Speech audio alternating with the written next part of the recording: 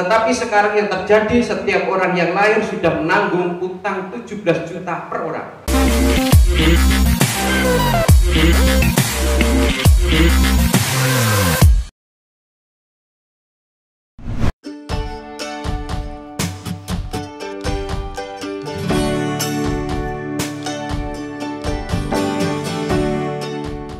Dengan tema membumikan literasi di Kota Santri, kami mendukung penuh acara ini yang akan insya Allah dilanjut sampai dengan beberapa kota di Jawa Timur yang dibuka di Kota Jombang. Alhamdulillah kita diberikan kehormatan untuk membuka tur literasi oleh Bapak Ramadhan selaku Duta Baca Indonesia di Jawa Timur.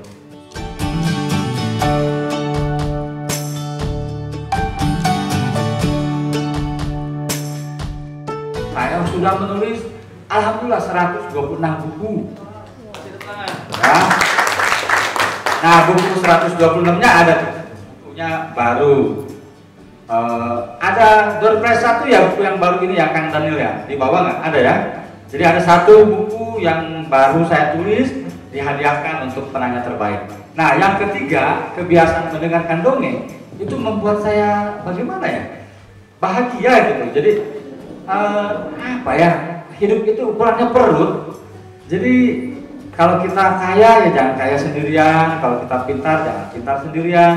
Kalau lihat orang berbeda dengan kita ya itu ciptaan Allah gitu ya. Kalau ada orang yang ya tadi berbeda dalam hal berpikir, dalam hal penampilan, itu semuanya dari Allah Subhanahu wa Ta'ala. Saya mendengar misalnya Facebook, jangan kita akses Facebook karena diciptakan orang kafir. Padahal yang membuat Facebook itu orang yang senang membaca buku dan dia ciptaan Allah. Hanya keyakinan beragamanya saja yang berbeda, dan itu urusan Allah soal itu.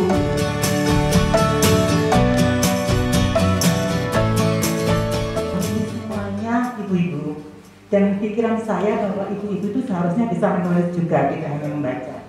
Kebetulan setiap kegiatan yang kami laksanakan, ibu-ibu atau mungkin peserta didik kami harus melaporkan dalam bentuk status di Facebook yang sifatnya itu nanti ada tagar dari Lembaga Pendidikan PKB Lestari.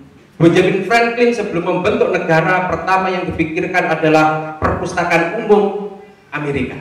Kenapa? Karena kekayaan yang sebenarnya bukan sumber daya alam seperti Indonesia tadi, dari Sabang sampai Merauke, Miangas sampai Mulorete, energi, pangan, air melimpah.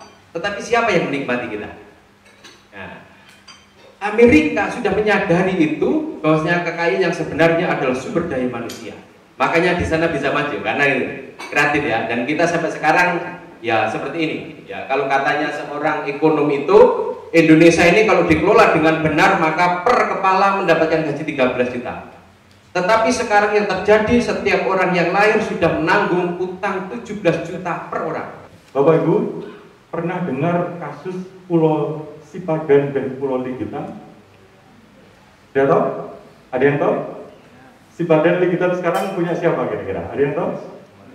Malaysia. Kenapa kok tiba-tiba jadi milik Malaysia padahal dulu diklaim punya Indonesia? Karena tidak tertuliskan. Pemerintah Indonesia tidak punya dokumen tertulis. Sekali lagi, dokumen tertulis tentang kepemilikan pulau itu. Ya, gara-gara tidak ada yang nulis, maka kehilangan 2 pulau yang sekarang jadi objek wisata besar di Malaysia. Ya. Gara-gara nggak menulis, maka kita kehilangan 2 pulau. Jangan sampai nanti Bapak Ibu sekalian, ini cerita juga Bapak Ibu sekalian, tidak menuliskan sesuatu yang menarik di sekitar kita. Jangan-jangan nanti apa yang menarik tadi di sekitar kita tadi diklaim oleh orang lain. Di setiap kota, Safari Literasi Duta Baca Indonesia selalu mendapatkan souvenir sehingga mobil dinas operasional Duta Baca penuh. Nah, kali ini Ikro Semesta yang baru berusia 1 tahun dan penerbitannya juga baru berumur beberapa bulan sudah menerbitkan 10 buku. Ceritakan, ini Mas Bambang, ceritakan Mas dari Ikro Semesta. Ini bukunya tentang apa? Oke, terima kasih Mas Gong. Ini bukunya macam-macam ya. Ini pertama yang ditulis oleh Pak Budi Winarto, Kepala Sekolah SMA Al Hidayah. Ini judulnya Berselancar untuk Membangun Lembaga. Lalu, yang kedua ini kebetulan punya saya. Ini judulnya Legitimasi Intelektual. Ada anak judulnya Ijazah sebagai tanda orang pernah bersekolah, bukan tanda orang pernah berpikir. Ini lalu, ini ada lagi Meretas Belenggu dari pribadi apa ini Mas? Unconfident jadi lebih percaya diri.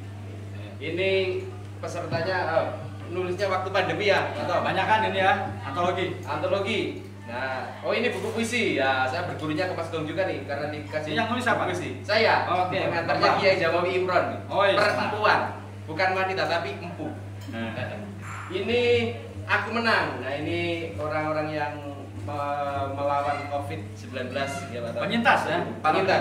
Penyintas ya, itu jadi buku. Dan ini Hidayah Cinta. Ini juga antologi, editornya Pak Teguh Ayutomo. Dan semua yang hadir di sini boleh ya mengirimkan naskah ke Ikon Semesta? Boleh, silakan. Sahabat Golagong TV, 10 buku ini buat saya. Apa Ya, cuma simbolik? ada simbolik, ada yang diserahkan. Oke. Membaca itu sehat, menulis itu hebat.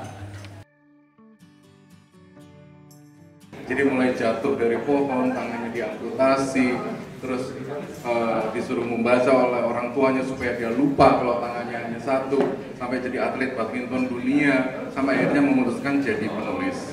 Nah, buku ini bercerita tentang kisah hidup sebelum beliau dikenal oleh siapapun.